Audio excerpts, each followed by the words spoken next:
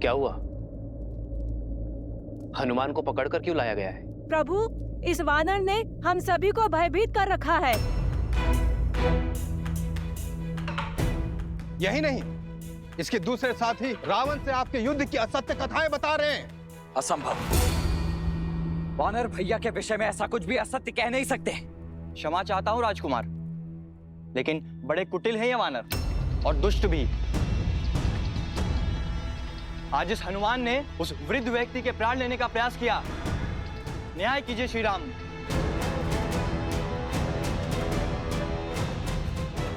प्रभु, मैं मौन।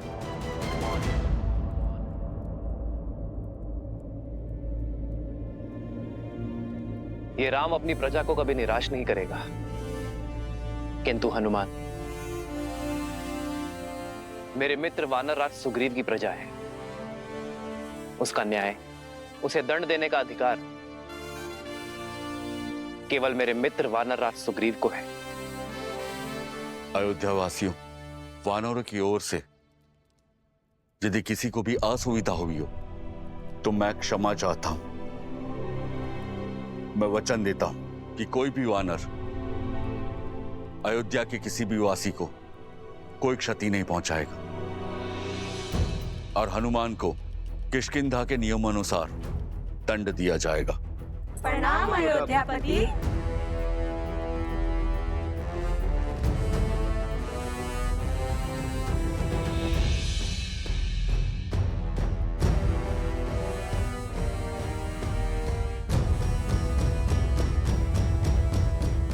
हनुमान, कौन था वो राक्षस? प्रभु, आपको कैसे पता चला? क्योंकि मैं जानता हूं कि मेरा हनुमान कभी किसी निर्दोष नागरिक को पीड़ा पहुंचा ही नहीं सकता। मुझे पूरी बात बताओ हनुमान। प्रभु, मुझे सूचना मिली कि कोई नगर में असत्य निंदा कर रहा है। एक सर कटा तो दूसरा उत्पन्न हो गया। अवश्य ही कोई आसुरी शक्ति है वो। जो विपदा आने वाली है उसके अस्त्र तलवार या भाले नहीं, असत्य, लोकवाद, झूठी निंदा, ये सब उसके अस्त्र है। महर्षि पराशर का कथन उचित था। यह असुरी माया अवश्य ही किसी घोर संकट का कारण बनेगी।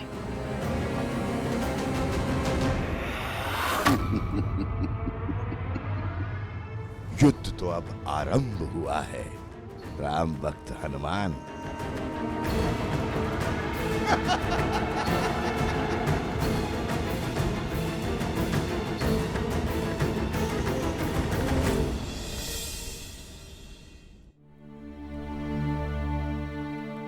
एक सर कटा तो दूसरा उत्पन्न हो गया। अवश्य ही कोई आसुरी शक्ति है वो।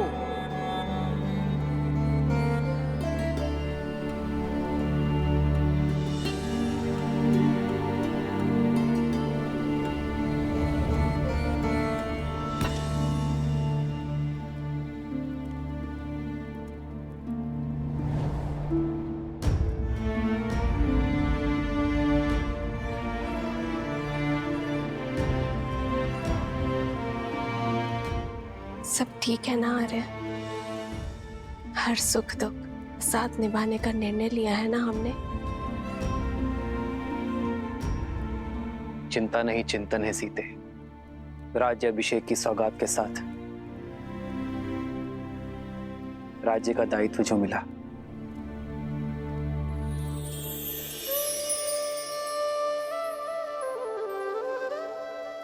दायित्व तो आपने बिना राजपाट के भी निभाया है आर्य। संसार के हित के लिए संघर्ष किया। जो रावण के नाम की समस्या को समूल निस्तरण कर सकते हैं, वो मेरे राम अयोध्या को भी तार देंगे। वैसे आर्य, भोजन करने से चिंतन करने की शक्ति मिलती है।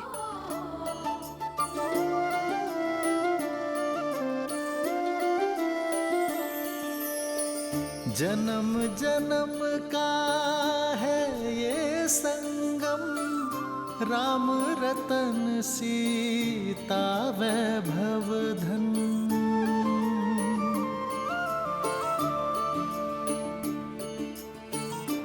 महल में आकर वन को तो नहीं भूली ना?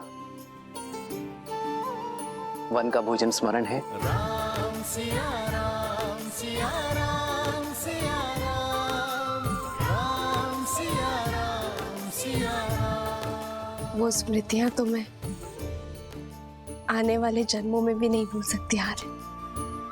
मैं तो पुनः एक बार प्रकृति की ओट में वन के जीवन का आनंद लेना चाहती हूँ। इसमें समस्या है क्या है सीते? राम तो सीता की हर इच्छा पूरी करता है, और ये तो महारानी की इच्छा है। ये तो शीघ्र ही पूर्ण करूंगा।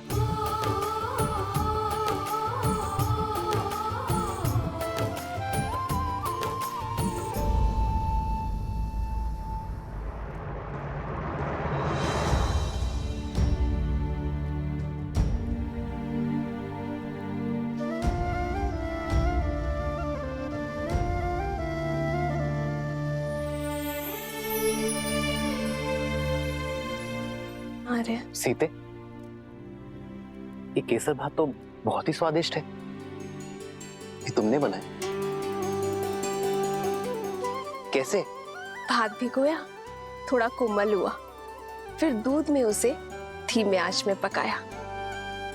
फिर जैसे ही थोड़ा पका तो उसमें गुड़, केसर और थोड़ी सुगंध डाली, और फिर उसमें शुद्ध घी मिलाकर उसे धीमे आंच में। ये धैर्य ही तो इस स्वाद का रहस्य है सीते। यदि शीघ्रता में पकाती तो ये भात कच्चा रह जाता, ना सुगंध आती ना स्वाद। जीवन भी यही है सीते, चाहे संबंध हो या समस्या।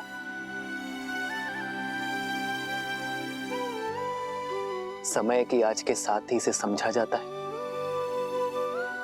और सुलझाया भी जाता है। और यदि शीघ्रता दिखाई तो सुख और शांति नहीं, चिंता और दुख मिलेगी। स्पष्ट कहिए आर्य। मैं तुम्हें बातों में नहीं उलझा सकता सीते, और तुमसे असत्य भी नहीं कह सकता। इसलिए समय दो सीते, क्योंकि सत्य कहने का समय अभी आया नहीं। समस्या को जानने से पूर्व उसकी चर्चा करना उचित नहीं है।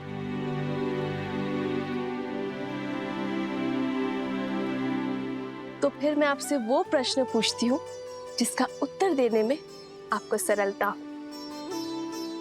तो बताइए, महाभोज में हनुमान और वानर सेना के लिए क्या भोजन बनाऊं जिससे वो संतुष्ट हो? ये तो पहले से भी कठिन प्रश्न है सीते। इस प्रश्न का उत्तर ना नर दे सकते हैं ना नारायण, और चिंतन भी समय के साथ इसे सुलझा नहीं सकता।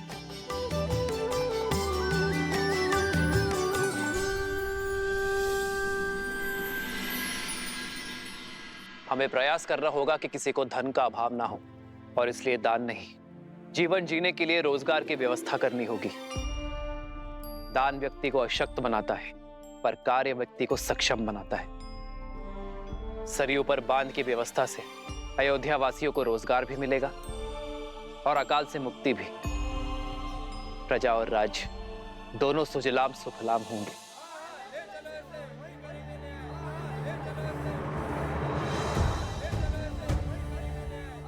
ये कोलाहल कैसा? ऐसा प्रतीत होता है हमारी प्रजा है महाराज। मैं अभी सैनिकों को भेजकर शांत करवाता हूँ। राजा को शांत नहीं, संतुष्ट करना होता है सुमंत जी। प्रजा का सुख मुझ तक पहुंचे ना पहुंचे, उनका असंतोष अवश्य पहुंचना चाहिए। उन्हें भीतर बुलाइए। रक्षा करिए महाराज, रक्षा कीजिए, हमारी रक्षा कीजिए, रक्षा कीजिए, हमारी रक्षा कीजिए, रक्षा कीजिए महाराज, रक्षा कीजिए महाराज, रक्षा कीजिए महाराज। शांत हो जाइए। जो बात है निसंकोच कहिए, निर्भय होकर कहिए। हमारे प्राण संकट में है, रक्षा कीजिए महाराज, हमारी रक्षा कीजिए, हमारी रक्षा कीजिए।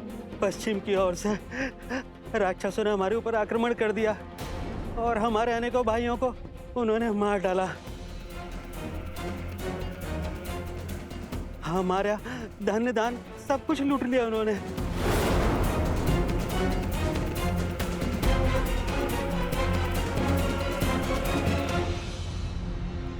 उठिए।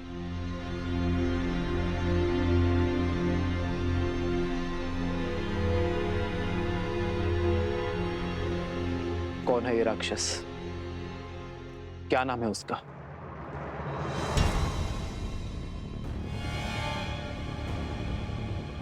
आप मौन क्यों हैं? भैया के प्रश्न का उत्तर दीजिए। उस दुष्ट राक्षस का नाम तो नहीं पता राजकुमार। मैं जानती हूँ उसका नाम।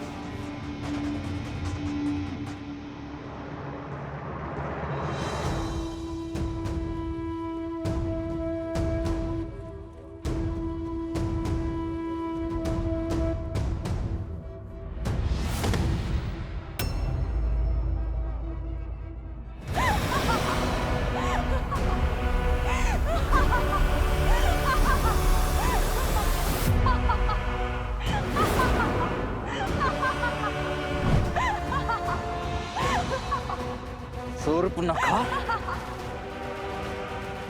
रुक जाओ लक्ष्मण। मेरे मामा भस्कर्ण ने मचाया है ये हाहाकार तुम्हारे राज्य में राम। वो भास्कर्ण जो संपूर्ण राक्षस कुल का प्रतिशोध लेंगे, हमारे खोए हुए मान सम्मान को लौटाएंगे। है बल तो आओ और लड़ो उनसे, बचा लो अपनी इस अयोध्या को।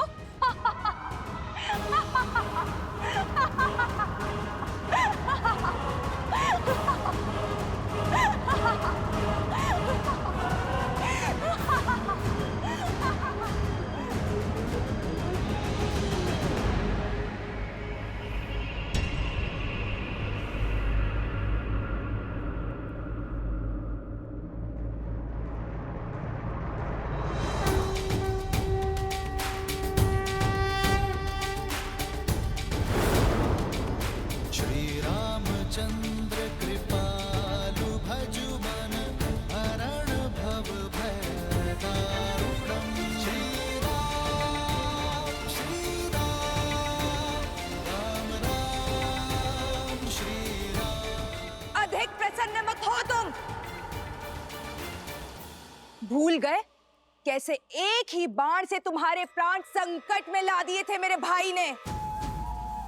भूल गए मेरे भाई अहिरावण ने तुम दोनों भाइयों को कैसे बंदी बनाया था पाताल में? भूल तो तुम गई हो शूर्पणखा, कैसे एक ही प्रहार से अपने कान और नाक दोनों खो बैठी थी तुम। अभी स्मरण करता हूं। नहीं लक्ष्मण, अधर्म चाहे जितनी शक्ति बटोर ले, वो धर्म की धरा पर पग नहीं रख सकता। ये शूर्पणखा नहीं, केवल उसकी माया है जिसका लक्ष्य है भय फैलाना। शूर्पणखा केवल संदेश देने आई है। उसे अपना कर्म करने दो, धर्म निभाने दो। अधिक समय शेष नहीं है तुम्हारे पास राम। जो करना है कर लो। हर क्षण के साथ तुम्हारी इस प्रजा को हम राक्षस बना देंगे।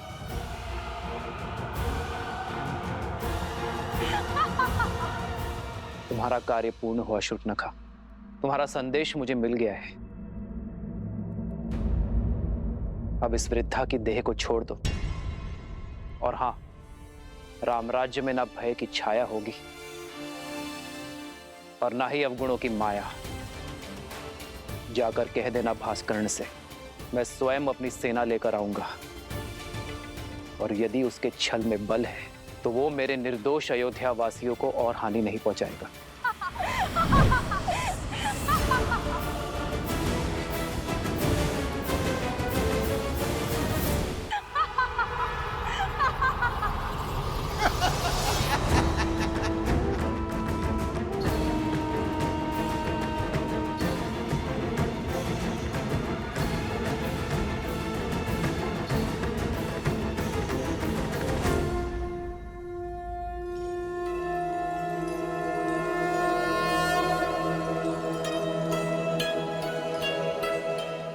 माता, आपने स्मरण किया? सब ठीक तो है ना माता? क्या किसी ने आपको सताने का दुस्साहस तो नहीं किया? जिसका इतना सचेत पुत्र हो, ऐसा शूरवीर पति हो और इतने सामर्थ्यवान देवर हो, उसे कष्ट पहुंचाने का साहस कौन कर सकता है भला?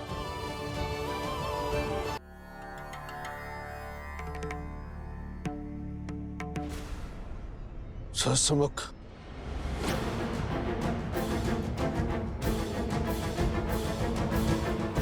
आपका आभास उचित था श्री राम। भास्कर्ण वो आसुरी शक्ति नहीं है जिसकी चिंता हमें घेरे हुई थी। आपकी चिंता का विषय सहस्त्रमुख रावण था। हाँ ऋषिवर, समझ रहा हूं कि उसकी काली छाया प्रवेश कर चुकी है। ये वो असुरी शक्ति है जो बाहर से नहीं भीतर से प्रहार करती है। लोक अपवाद और असंतोष उसके अस्त्र हैं। हमें अयोध्या को सहस्त्रमुख रावण के इन अस्त्रों से बचाने की आवश्यकता है। शाद खाओ।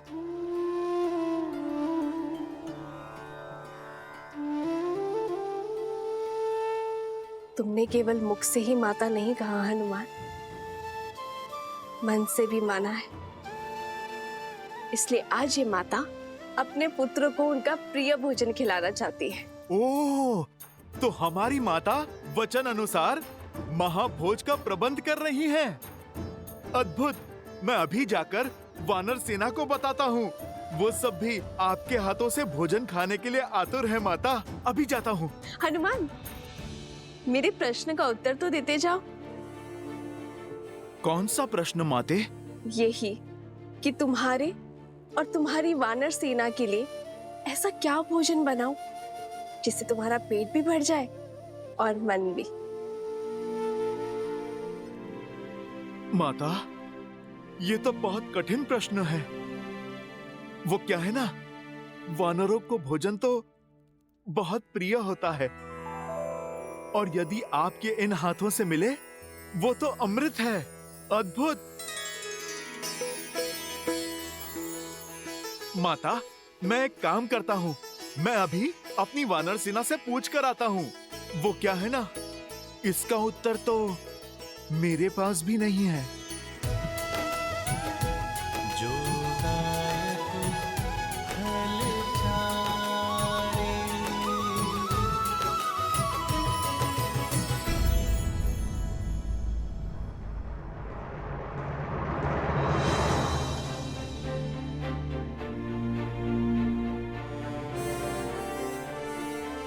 ना हमारा शत्रु सरल है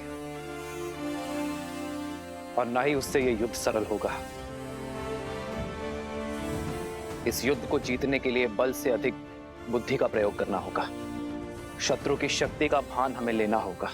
किंतु महाराज, हम शस्त्र से लड़ सकते हैं, माया से नहीं। मुझे आज्ञा दीजिए भैया। वन में आने को मायावियों को धराशायी करने का अनुभव है मुझे। इन्हें भी परास्त करने का कोई ना कोई मार्ग अवश्य ढूंढ ही लूंगा मैं।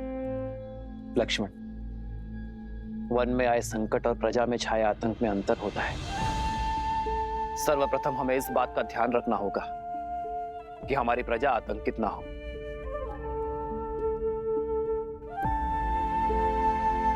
और लक्ष्मण, असाधारण शत्रु को साधारण रणनीति से नहीं हराया जाता। हमें सैन्य बल के अतिरिक्त कुछ और भी चाहिए होगा। भास्कर्ण और उसका पुत्र संघार दमन, ये दोनों साधारण राक्षस नहीं है। बल और छल के धनी है, माया विशेषज्ञ है, रक्तपात के प्रेमी है। जो भी इनके सामने आता है उसे वे मृत्यु के घाट उतार देते हैं। अपने माया के बल से वो अंधकार में भी प्रवीणता से युद्ध करते हैं।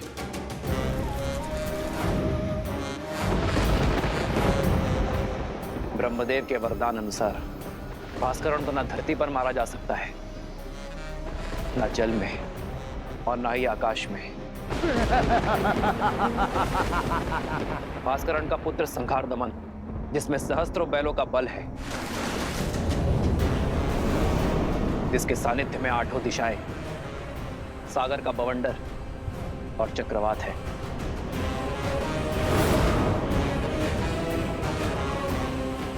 केवल यही नहीं राम, साथ ही वो उभयचर भी है, जो जितनी सरलता से थल पर रह सकता है उतनी ही सहजता से जल में भी जी सकता है। ब्रह्मदेव के वरदान के अनुसार उसकी मृत्यु जल के भीतर ही हो सकती है, वो भी तब जब उसकी श्वास नली काट दी जाए।